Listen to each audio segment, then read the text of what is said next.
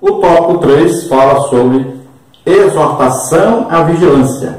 Depois de uma breve explicação sobre Jesus no Getsemane, retornamos ao tema da lição. Entendemos que o ponto central dessa seção do Evangelho de Mateus 26, 36 a 41 é a exortação à vigilância, apesar de outros temas serem importantes aqui. Então, como você mesmo viu, nós passamos aí pelo tópico 2 e vimos coisas importantíssimas dentro da leitura feita, Mateus 26, 36 e 41. Mas olha só que o assunto da lição, o principal assunto da lição é sobre vigilância. Então, vamos retornar agora e vamos falar um pouco mais sobre vigilância. Nós vimos aí as definições, dos originais sobre vigilância e agora nós vamos voltar a falar mais detalhadamente sobre vigilância. Subtópico 1, então, aí no contexto escatológico. Subtópico 2, na vida cristã. Subtópico 3, vigiar e orar. Subtópico 4, o espírito e a carne. Subtópico 1, no contexto escatológico. A exortação à vigilância é um dos pontos centrais do sermão profético, porque não se sabe o dia e a hora da vinda de Jesus. Mateus 24, 36, Marcos 13, 32. O ensino do Senhor nas diversas parábolas desse discurso escatológico dá muita ênfase à necessidade de os crentes estarem atentos. Apesar de ser vedada aos homens a data da segunda vinda de Jesus, a Bíblia indica os sinais que precederão a vinda de Cristo em Mateus 24 e Lucas. Os acontecimentos de hoje nos mostram o cumprimento das profecias bíblicas, sinalizando que essa vinda está próxima. Se os cristãos da primeira hora deviam estar vigilantes quanto ao grande evento, o que não diremos nós que somos a igreja da última hora? Por isso devemos estar ainda mais firmes e atentos continuamente. Então Jesus, sabendo de seu sacrifício, ele vai falar sobre vigilância e coloca aí então para nós um assunto importantíssimo na nossa vida: vigiar. Por quê? Porque Jesus vai voltar. Nós sabemos que essa vinda dele agora, que nós chamamos segunda vinda, tem aí duas fases. A primeira fase, ele vem sobre as nuvens, vem buscar a igreja, vem arrebatar a igreja, e nós vamos postar para você rapidamente aí um quadro para você ver a diferença, das duas fases aí dessa segunda vinda. Então veja aí, segunda vinda de Jesus, duas fases. Primeira fase, arrebatamento. Segunda fase, vinda em glória. Primeira fase será em segredo. Cristo vem para a igreja. É antes da grande tribulação. Jesus vem nos ares. Os santos, o verão, só os santos. Tempo de alegria, incrédulos deixados, e em todo o planeta. Agora vamos ver lá essa vinda em glória, que é no final da grande tribulação. Olha, será pública. Cristo vem com a igreja após a grande tribulação. Jesus pisa no Monte das Oliveiras, aí todo olho verá. Tempo de lamentação, incrédulos destruídos, e é fisicamente em Israel. Viu aí quanta diferença? E ainda tem gente que se confunde demais nisso. Se você for estudar escatologia com, por exemplo, quem é calvinista, está tudo errado, Não entendem nada disso aqui. Infelizmente é a verdade. Então veja só, nós vamos ser arrebatados antes da grande tribulação e Jesus vem com a igreja no final da grande tribulação. Na primeira vinda ele vem, um corpo espiritual para nos levar, ele está sobre as nuvens. Na segunda ele vem fisicamente, ele desce como homem para governar a terra durante 1000 anos, pisa o Monte das Oliveiras, todo olho verá. Olha, é completamente diferente, Fácil de entender com esse quadro aí. Então use esse quadro para você ministrar sua aula. Nós colocamos aí para baixo, olha, o endereço dos slides que você pode pegar na internet. Então tem lá no blog e tem também no meu site. Subtópico 2, na vida cristã. É o estado de alerta para não cairmos em pecado, para nos abstermos de tudo aquilo que desagrada a Deus. 1 Coríntios 16, 13, 1 Tessalonicenses 5, 6, 1 de Pedro 5, 8. Mas essa vigilância não deixa de ser um exercício contínuo da fé até que Jesus venha. Ele pode voltar a qualquer momento. Os sinais de sua vinda estão aí, como o avanço da imoralidade e da corrupção, Apocalipse 9, 21. A evangelização mundial, por meio de recursos das redes sociais, Mateus 24, 14, e a posição de Israel no Oriente Médio, Lucas 21, 29 a 31. Então aqui fala da vigilância na nossa vida cristã. Então, se nós olharmos Pedro, por exemplo, fala que Satanás vem com seus demônios como se fosse o quê? Um leão rugindo, fazendo barulho, né, para assustar, para tentar assustar o crente, colocar medo no crente. Tem crente aí que acha que Satanás é o máximo, que tem um poder tremendo, que pode fazer o que quiser, né? Então é isso que Satanás faz a pessoa acreditar. Só que ele não é leão. Jesus é que é leão da tribo de Judá. Ele vem para mim como se fosse leão, só imitando. Tudo dele é imitação. Veja lá, no Espiritismo ele cura, né? Lá no Candomblé ele faz lá suas operações, né? Tem adivinhação aí, tarôs, cartas, lemão, astros e tal. Olha, ele imita as coisas de Deus. Então ele faz de tudo para colocar medo no ser humano. Mas você não se engane, ele não é o leão, ele está só imitando. Mas lembre-se que ele anda rodeando. Olha, o anjo do Senhor acampa-se ao nosso redor. Então está acampado conosco. Agora ele fica rodeando, olhando como vai nos derrubar, arrumando uma maneira, achar um ponto fraco para nos derrubar. Então tome cuidado com ele. Veja bem. Agora, o que está escrito na Bíblia? Você não será tentado além do que pode resistir. Então, resista. Agora, como é que você vai conseguir resistir? A Bíblia está dizendo, você se chega para Deus.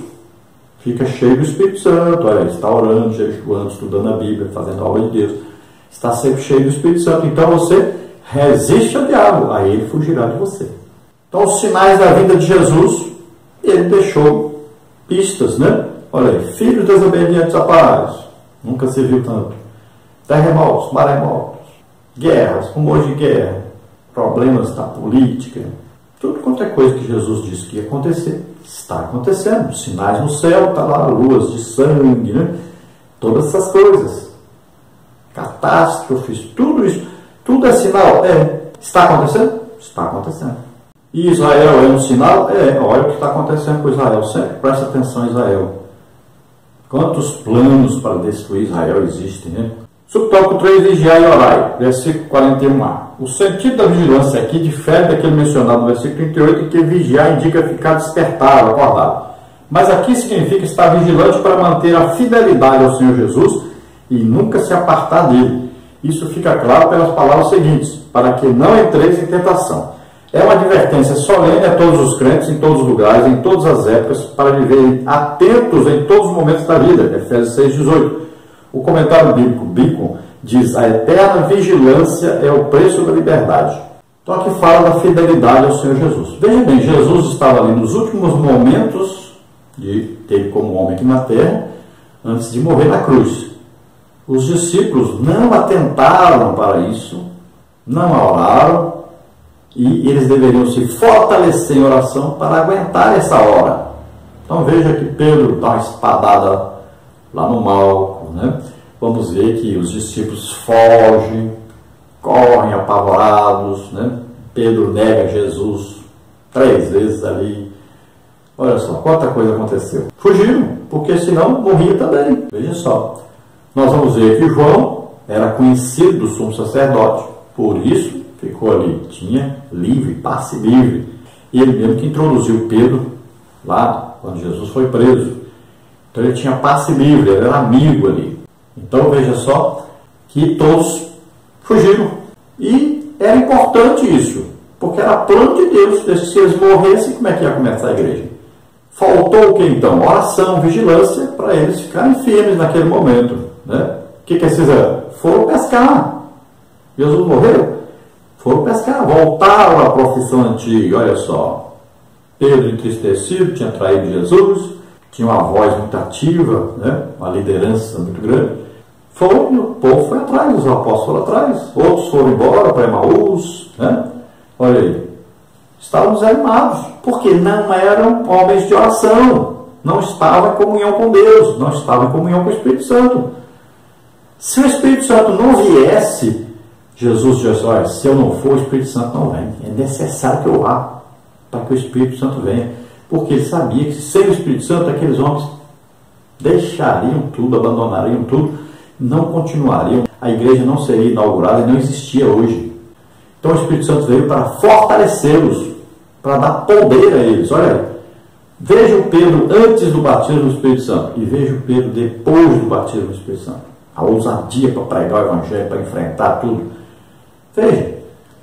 Veja a ousadia de Paulo enfrentando tudo, dando a vida por causa de Jesus. Então, é essa força, esse poder que todos têm que receber. É o batismo do Espírito Santo. A partir daí, muda tudo. Então, a igreja, realmente, a igreja de Jesus Cristo, é a igreja que recebeu o batismo do Espírito Santo. Dali para frente, é uma igreja vitoriosa, uma igreja que ganha milhares de almas. Primeiro dia, logo no Pentecostes ali, quase 3.000 almas. Depois, 5.000 lá na Porta Formosa com o milagre do aleijado que andou. Olha, a igreja crescia, mas crescia muito.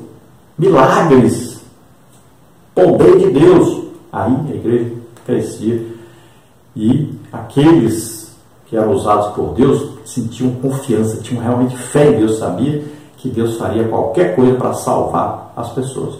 Esse é o legítimo evangelho que deve ser pregado por todos. Então não deixe de orar, e principalmente orar em línguas, para ser edificado, fortalecido. Subtópico 4, o Espírito e a carne, versículo 41b. Temos aqui o contraste entre o Espírito e a carne, muito comum no Novo Testamento, Romanos 8, 5 a 9, Gálatas 5, 17. Seria esse o sentido aqui? A carne é um termo frequentemente usado nas Escrituras, com variação semântica tão ampla que não é possível descrever todos os seus significados nesse espaço. Aqui essa palavra pode indicar a fragilidade da nossa natureza física, Salmo 78, 39. Visto que os discípulos estiveram cansados, exaustos e entristecidos, mas também pode ser uma referência à fraqueza da natureza humana decaída, Efésios 2,3, por causa da associação com a palavra tentação. A expressão pode indicar as coisas simultâneas ou qualquer uma dessas interpretações. Então Jesus diz que o Espírito está forte, está pronto, mas a carne é fraca. Então aqui tem o significado de que os apóstolos, se eles estivessem orando, estariam fortes para enfrentar a situação que eles passariam. Mas eles não estavam orando e foram dormir. Quer dizer o quê? O corpo venceu o espírito. O corpo estava mais forte que a parte espiritual, porque eles não tinham recebido o batismo do Espírito Santo ainda. E nem recebido o Espírito Santo ainda para morar neles, porque isso aconteceu depois que Jesus morreu, ressuscitou e assoprou sobre eles o Espírito Santo. E veja só, o ser humano sem o Espírito Santo é apenas o quê? Natural. Não consegue enfrentar as batalhas.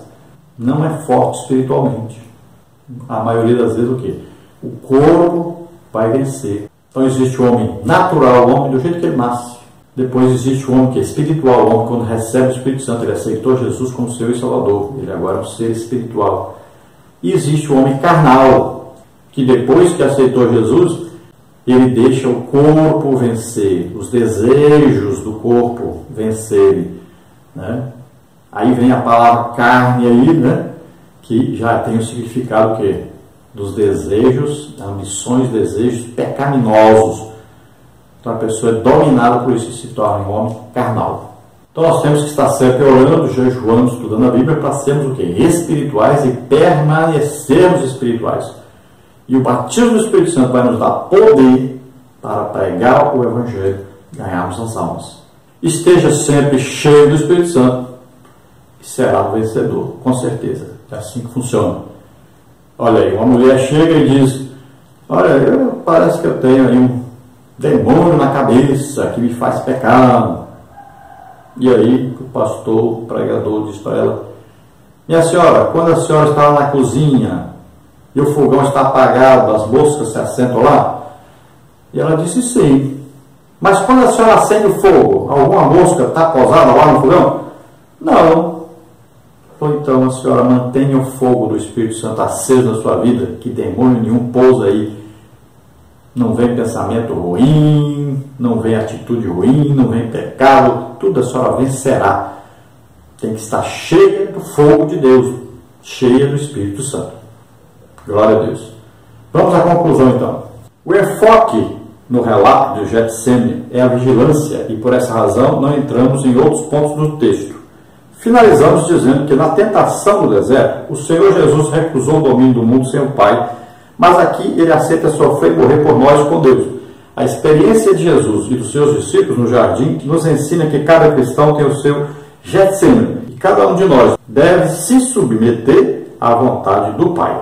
Então essa lição sobre vigilância traz para nós um grande ensino que nós temos que estar vigilantes, santos no corpo, na alma e no espírito, lendo sempre a Bíblia, vendo os acontecimentos que estão acontecendo no mundo, estamos sempre prontos e fazendo a obra de Deus, esperando Jesus vir nos buscar. Essa é a atitude normal de todo crente cheio do Espírito Santo e que está atento, ansioso pela volta de Jesus. E isso nós temos que viver todos os dias da nossa vida. Prontos, sempre prontos, esperando Jesus nos buscar. Esteja assim. Se você deseja agora aceitar Jesus como Senhor e Salvador, é sua oportunidade. Vamos orar agora. Se você está doente, está enfermo, receba a cura agora. Vamos orar.